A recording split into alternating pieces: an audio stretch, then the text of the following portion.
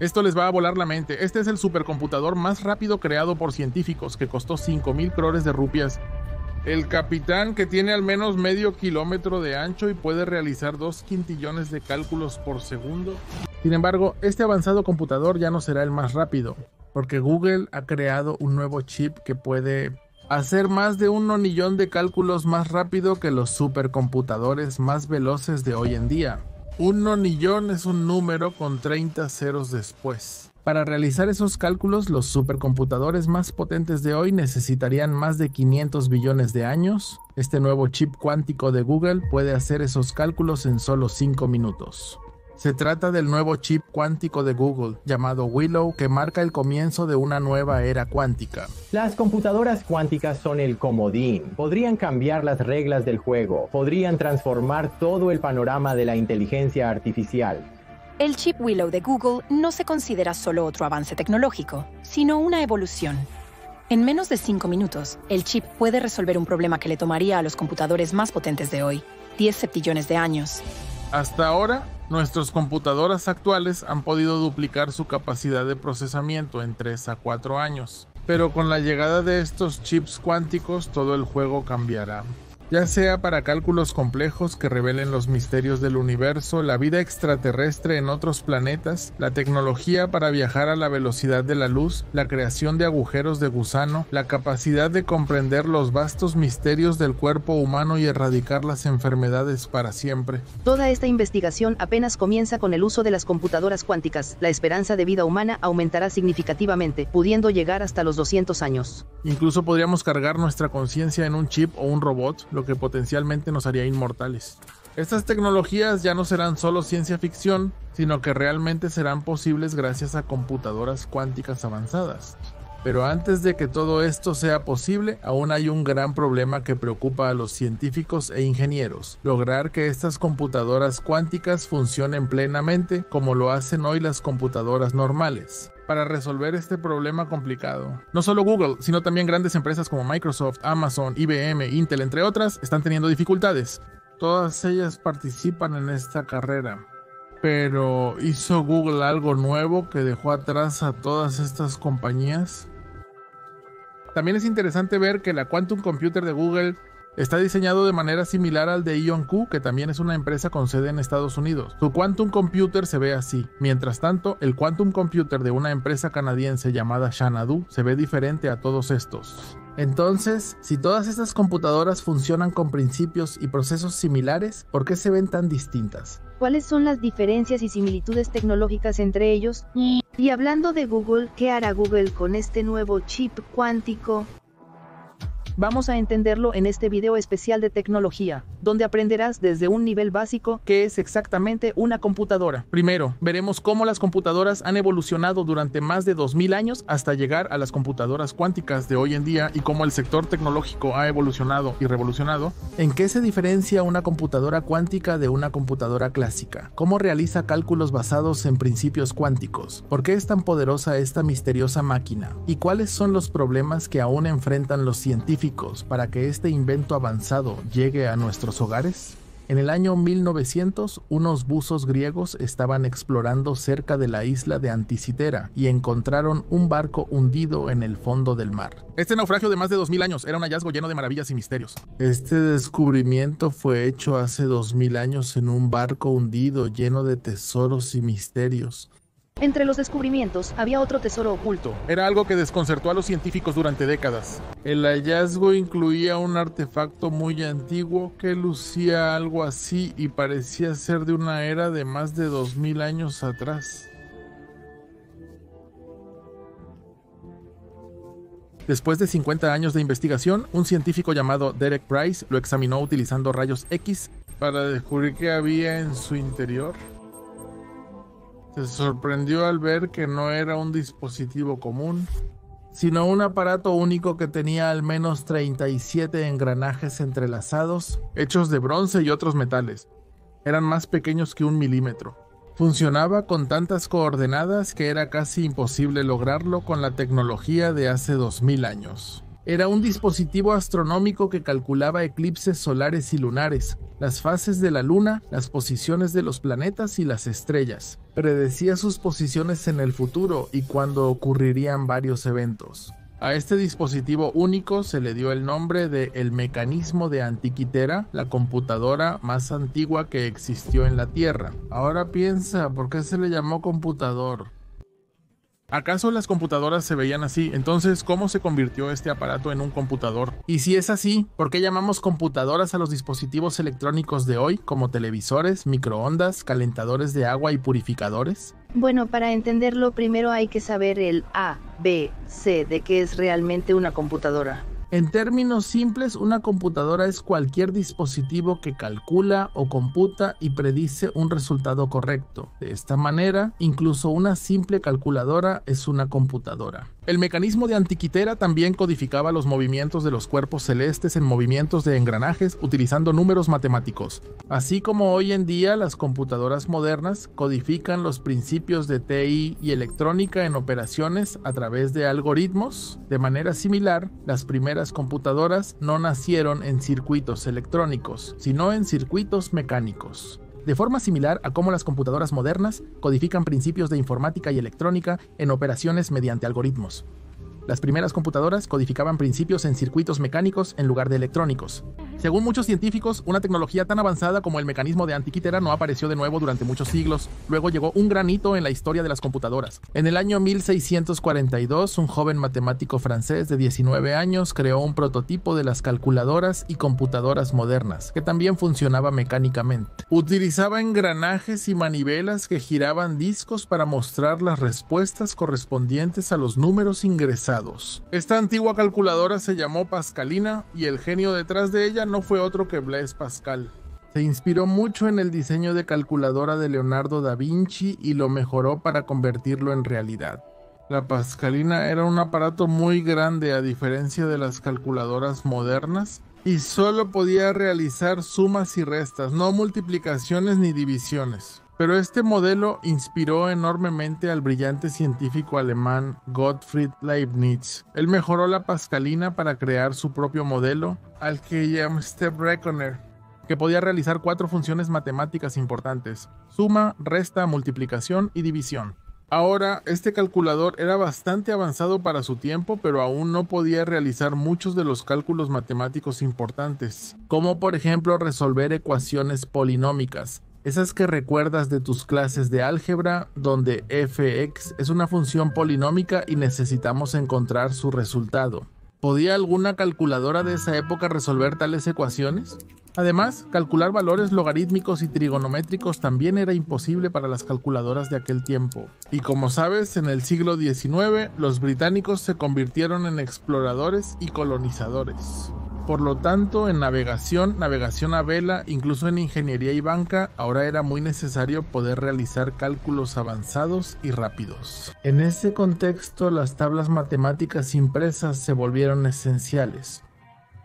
Pero esas tablas se elaboraban manualmente, lo que llevaba a cometer errores humanos. Si al traducir los cálculos o al imprimirlas ocurría un pequeño error, las consecuencias podían ser catastróficas, como quedar atrapado en una tormenta en medio del océano, o construir un edificio con defectos estructurales, tal como ocurrió en el año 1707. Estos errores, fruto de cálculos manuales, también provocaron un desastre en el que murieron 2000 marineros. Este incidente se conoce como el desastre naval de Scilly. Hubo una persona que entendió la gravedad de la situación y levantó la voz al respecto.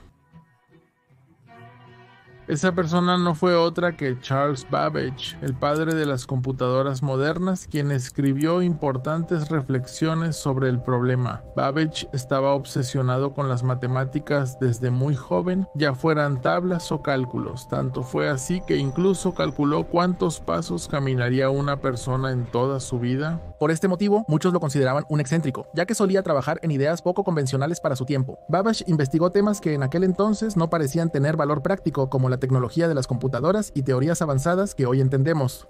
Desde Nikola Tesla y Isaac Newton hasta los modernos genios como Steve Jobs y Elon Musk, todos fueron considerados locos en su tiempo, porque desarrollaban tecnologías pensadas para los próximos 10 o 50 años, no solo para el presente. ¿Por qué los principales innovadores actuales trabajan en temas tan vanguardistas? Actualmente, los grandes innovadores trabajan en áreas como inteligencia artificial, aprendizaje automático, robótica, ciencia de datos, ciberseguridad, IoT y blockchain. Estas son habilidades de nueva era que tienen una gran demanda en el mercado actual y futuro, lo que también las convierte en profesiones bien remuneradas. Hoy en día, los salarios pueden llegar hasta 17 lakhs de rupias anuales. Empresas multinacionales como Google, Amazon e Infosys buscan constantemente perfiles con estas habilidades. Sin embargo, hay algo que me preocupa de India. Allí, la educación está muy compartimentada. Hay muy pocas universidades que ofrezcan la oportunidad de aprender estas habilidades de nueva era junto con las materias tradicionales.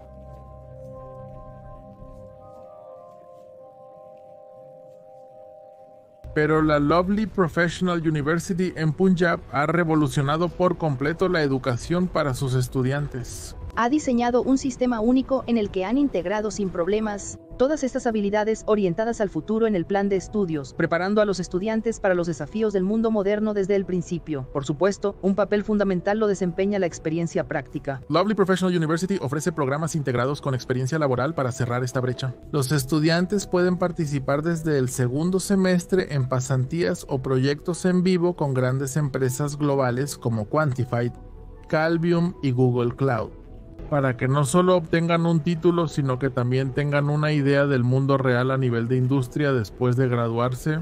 Además, aquí se llevan a cabo sesiones regulares con líderes de la industria nacional y global para que los estudiantes puedan recibir mentoría directa de mentes brillantes en diversos campos. Como resultado, muchas universidades convencionales siguen enseñando planes de estudio obsoletos. En cambio, LPU actualiza regularmente su currícula para que sus estudiantes estén al día con las últimas tecnologías y tendencias del mercado.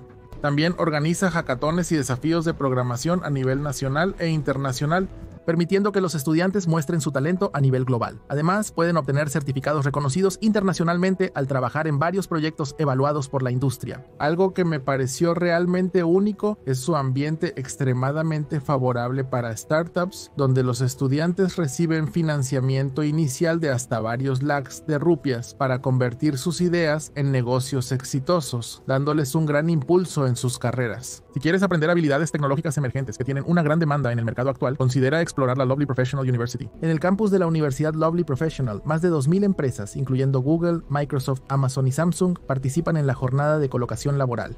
La Universidad Lovely Professional garantiza que todos sus graduados obtengan un empleo al salir del campus. En el año 2023, la universidad ofreció un récord de colocación a sus estudiantes del 90% con el paquete más alto de 3 crores de rupias. La universidad ofrece un crecimiento extracurricular con el aula mundial de Google Labs, estudios IMAX, laboratorios de software avanzado, aulas inteligentes, piscina olímpica, rangos de tiro, librería, gimnasio y más. Así es como el oro olímpico Neeraj Chopra y la medallista de bronce Lovelina Borgohain son alumnos de la Universidad Lovely Professional. Si también quieres ser un técnico de avanzada en un mercado moderno de alta demanda, entonces considera la Universidad Lovely Professional. Pondré todos los detalles en la descripción. Ahora, volvamos a nuestro tema principal. Charles Babbage informó al gobierno que cada pocos meses se perdían al menos de 2 a 3 millones de libras debido al uso de tablas matemáticas impresas de forma manual y anticuada. Como solución a este problema, presentó su modelo revolucionario de computadora, el motor de diferencias,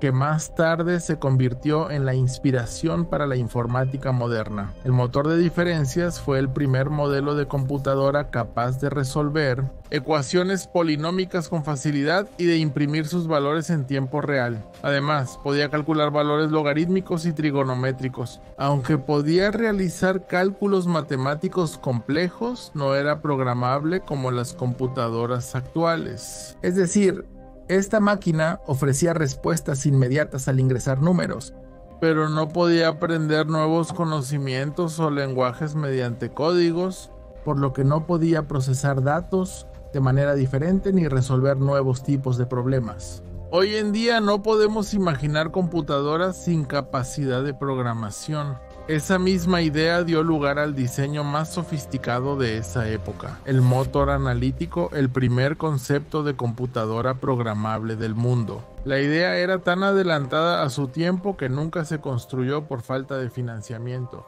Si se hubiera completado, habría medido 9 metros de largo y 3 metros de ancho, funcionando con vapor en lugar de electricidad como una computadora moderna en aquella época. Lo interesante es cómo se escribían los códigos en esa época y cómo se introducían en la computadora mediante tarjetas perforadas. Estas tarjetas se diseñaban manualmente y contenían los primeros códigos de programación del mundo, creando el algoritmo de la computadora o dando instrucciones sobre qué salida generar según el dato de entrada. La alumna de Charles Babbage, Ada Lovelace, quien era excepcional en matemáticas, describió el primer algoritmo del mundo para la primera computadora, el motor analítico. En él detalló los pasos para calcular la serie de números de Bernoulli. Así fue como comenzó la automatización informática, introduciendo la programabilidad y el concepto de almacenamiento de memoria. Se inició también la ALU o unidad aritmética lógica. Aunque esas computadoras ya eran programables, en su mayoría seguían siendo mecánicas, y si algo es mecánico, aún requiere esfuerzo humano. Además, los dispositivos mecánicos suelen ser lentos en su funcionamiento. Están formados por muchas piezas y ocupan mucho espacio. Si se quería avanzar en la creación de computadoras más modernas, había que pensar más allá de las máquinas mecánicas. La pregunta era, ¿se podría aprovechar alguna fuerza fundamental que procesara información de manera más eficiente? ¿Y cuál sería esa fuerza? La respuesta vino de Thomas Edison. Edison es conocido por haber inventado las bombillas eléctricas, pero pocos saben que estas mismas bombillas desempeñaron un papel crucial en la creación de las computadoras modernas. Lo curioso es que ni siquiera él sabía sobre este impacto. Todo comenzó en 1883, cuando Edison investigaba por qué sus bombillas fallaban después de un tiempo de uso. Entonces, hicieron un descubrimiento interesante. Notó que en el interior de las bombillas aparecía una capa marrón en un lado del vidrio. Se preguntó por qué ocurría esto si dentro de la bombilla solo había un filamento de tungsteno encendido en un vacío. Entonces, insertó una lámina de metal dentro del vidrio sellado al vacío, conocida como ánodo, cargada negativamente. Cuando aplicó un voltaje positivo a la lámina y encendió la bombilla, los electrones que tienen carga negativa fueron atraídos hacia la lámina y comenzó a fluir corriente. Sin embargo, al aplicar un voltaje negativo, no se producía corriente. Edison no entendía este fenómeno, por lo que llamó a esta corriente la corriente misteriosa y la patentó, pero cuando aplicaron un voltaje negativo a esa placa, no se generó ninguna corriente. Ahora, ¿qué era exactamente esta corriente? ¿Por qué se estaba creando? Esto no estaba claro para Edison y por eso les dio a esta corriente el nombre de corriente misteriosa. Pensó que si en el futuro se le encontraba alguna aplicación, él tendría los derechos sobre ella. Y su predicción fue acertada. Esta corriente, conocida más tarde como corriente de Edison, cambió el mundo al convertirse en la columna vertebral de los circuitos electrónicos, liderando la revolución digital. La clave de esta corriente fue aprender a controlar el flujo de electrones. Al controlar los electrones, fue posible crear circuitos electrónicos, los cuales dieron paso a la creación de computadoras y tecnologías avanzadas. Ahora, ¿cómo se puede crear un circuito electrónico con este principio? Vamos a entenderlo con un ejemplo sencillo. En un circuito básico, antes de que los electrones emitidos por el filamento golpeen las paredes de vidrio, se coloca una placa de metal conductora que recibe los electrones. Para regular o controlar este flujo, se coloca una rejilla especial que permite el paso de cierta cantidad de electrones o los bloquea, dependiendo del voltaje aplicado.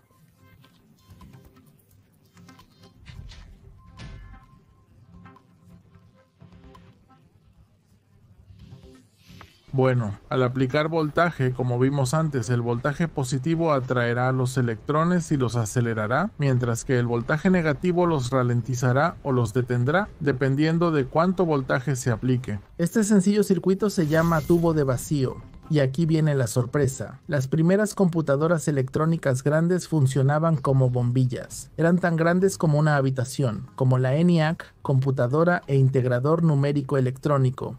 El primer computador programable de uso general. Cuando estaba encendida, parecía que se habían encendido miles de bombillas juntas, generando un calor inmenso. Los ingenieros bromeaban diciendo que no necesitaban calefacción en invierno cuando la ENIAC estaba en funcionamiento. Incluso en los antiguos televisores de tubo de rayos catódicos se utilizaban estos tubos de vacío, razón por la cual se calentaban tanto, ¿recuerdas? Esta tecnología se utilizó durante muchos años y permitió grandes avances. La tecnología de comunicación como los teléfonos y radios utilizaban estos circuitos para amplificar las señales, logrando transmisiones fuertes y claras. Además, al encender y apagar el flujo de electrones, era posible convertir esta información en el lenguaje binario de unos y ceros, el cual utilizan las computadoras y dispositivos electrónicos para procesar códigos y generar resultados. Aunque ya no se necesitaban tarjetas perforadas, los operadores debían estar junto a las computadoras por horas, ya que de 40 a 50 tubos se recalentaban y explotaban diariamente.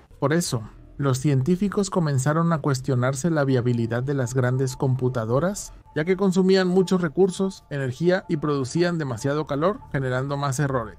Entonces surgió la pregunta: ¿qué pasaría si pudiéramos miniaturizar esta tecnología y mecanismo en un circuito mucho más pequeño? En 1947, el año de la independencia de India,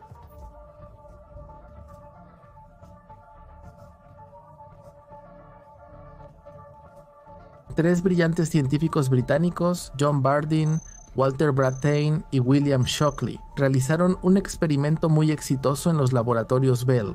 Demostraron cómo controlar el flujo de electrones con una pequeña pieza de semiconductor. Este experimento abrió el camino para el reemplazo de los tubos de vacío. Si se podía controlar el flujo de electrones con un objeto tan pequeño como un grano de arroz, ¿por qué seguir usando tubos grandes? Este material semiconductor fue sustituido por uno más eficiente y asequible, el silicio, que hoy se utiliza en nuestros teléfonos y computadoras. Los transistores de silicio eran más rápidos, consumían menos energía y eran mucho más pequeños. Así comenzó la era del silicio. La región conocida como Valle del Corazón de la Alegría en California pasó a llamarse Silicon Valley. Actualmente es el centro de empresas de tecnología y software, pero comenzó como un lugar donde se fabricaban componentes de hardware para computadoras. Universidades como Stanford comenzaron a ofrecer terrenos en alquiler a empresas innovadoras como HP, lo que más tarde condujo a la creación de gigantes como Intel y AMD. Para la década de 1950, esta área ya era un núcleo tecnológico, ganándose el nombre de Silicon Valley. Pero los avances en tecnología informática no se detuvieron ahí. Se dio un salto aún mayor. Al principio los tubos de vacío debían conectarse con cables, lo que hacía que las computadoras parecieran una maraña de alambres. Lo mismo ocurría con los primeros semiconductores, aunque más pequeños, también requerían conexiones cableadas, reduciendo el tamaño de las computadoras solo un 30 o 40%. Entonces, en 1958 ocurrió un avance significativo. Jack Kilby, de Texas Instruments, inventó el concepto de circuitos integrados conocidos como TE. Estos son los que vemos hoy en placas madre, memorias RAM y unidades de estado sólido. La tecnología que Jack inventó permitió montar muchos semiconductores en una sola placa de circuito. Gracias a esta innovación, la tecnología informática despegó rápidamente con nuevos transistores de silicio. Las computadoras se hicieron más pequeñas, eficientes en el consumo de energía y con menos piezas. Este avance permitió que una computadora que costaba $7 millones estuviera disponible por unas pocas lakhs de rupias. Además, las computadoras se hicieron portátiles. Si piensas que las computadoras personales ya eran compactas, te equivocas, porque seguían siendo tan grandes como un refrigerador pequeño. ¿Sabes por qué? Porque aún no se habían inventado los microprocesadores. Intel finalmente los introdujo en la década de 1970. La idea era revolucionaria: colocar todo el circuito de una computadora en un pequeño dispositivo portátil. Esta fue la era de los microprocesadores que Intel mostró al mundo al lanzar su primer microprocesador, el 4004. Este pequeño dispositivo contenía todo el circuito integrado de una computadora, controlando interruptores, unidades aritméticas lógicas, memoria integrada y mucho más. Solo imagina desde computadoras enormes hasta dispositivos más pequeños con un microprocesador. El CEO de Intel, Gordon Moore, tenía tanta confianza en esta tecnología que predijo que cada 2 años se duplicaría el poder de procesamiento de los procesadores. Esto se lograría duplicando la cantidad de transistores en el procesador cada año. Pero ¿cómo era posible si el espacio en un microprocesador es limitado? Pues haciendo los transistores de silicio aún más pequeños. En la década de los 70, el primer microprocesador de Intel tenía solo 2.300 transistores de 10.000 nanómetros de tamaño.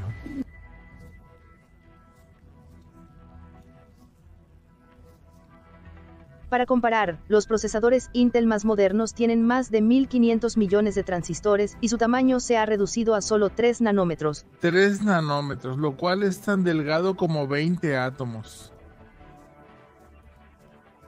Este progreso en microprocesadores ha sido asombroso, pero como todo, también tiene un límite.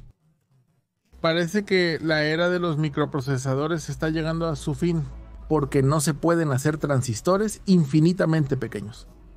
Al llegar a 2 nanómetros, el camino para que los electrones fluyan es tan estrecho que literalmente empiezan a saltar, causando fallos en el circuito. Con el uso de interfaces magnéticas de calor y electrón, tal vez podrías usar la tecnología tridimensional y enfriar el transistor.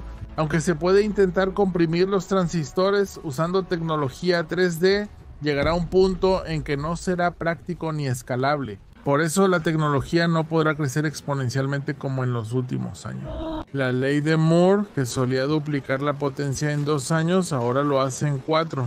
Pero ¿cómo sabes? Cuando una puerta se cierra, otra se abre. El progreso humano no se detuvo antes y tampoco lo hará ahora. Hoy en día, tantas mentes brillantes están listas para demostrar su habilidad y no tienen miedo de enfrentar desafíos. El progreso humano nunca se detiene. En la década de 1880, al pasar de computadoras mecánicas a electrónicas, la potencia de procesamiento se incrementó millones de veces y el tamaño se redujo considerablemente. Solo porque aprovechamos los principios de la electrónica. Entonces, ¿hay algún principio fundamental que nos permita obtener millones de veces más potencia de procesamiento que las computadoras actuales? La respuesta es sí. Existe una ciencia llamada teoría cuántica y mecánica cuántica que desafía las reglas de la realidad tal y como las conocemos. Según Robert Sutor, vicepresidente de IBM, una computadora clásica necesitaría 10 a la potencia de 48 bits de información para simular una molécula simple como la cafeína. ¿Cuánta información es eso? Es el 10% de todos los átomos del universo. Por eso la realidad cuántica es extremadamente compleja y no se puede entender con una computadora clásica. Esta idea fue el inicio de los computadores cuánticos en la década de 1980. ¿Y sabes quién pensó en esto primero? Al igual que vemos las computadoras del siglo XIX como simples calculadoras, los computadores cuánticos ya están mostrando las limitaciones de las computadoras actuales. En comparación, nuestros supercomputadores más avanzados parecen calculadoras simples frente a las computadoras cuánticas. Entonces, ¿qué son exactamente esas computadoras cuánticas? Al explotar estos principios, podemos crear computadoras miles de millones de veces más poderosas. Google ha demostrado que su nuevo chip cuántico puede realizar cálculos en minutos, cálculos que tomarían más tiempo que la edad del universo a un supercomputador. ¿Y cómo esto nos ayudará a encontrar vida extraterrestre, resolver misterios y extender la vida humana hasta 200 años? Todo esto será posible gracias a las computadoras cuánticas. Te contaré en detalle en la segunda parte de este video, ya que este se estaba haciendo muy largo. La parte 2 será más interesante y educativa, revelando secretos del universo que quizás no conozcas. Si eres un verdadero fanático de la ciencia, no puedes perderte el próximo episodio sobre computadoras cuánticas.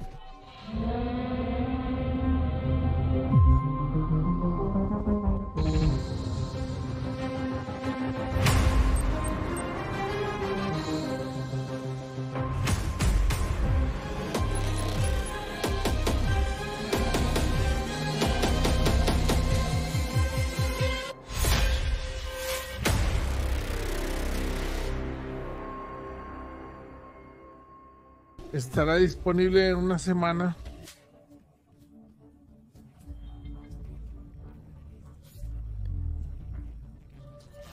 Si ves este video una semana después, es posible que la siguiente parte ya esté publicada. Encontrarás el enlace por aquí. Nos vemos pronto. Mantente sintonizado.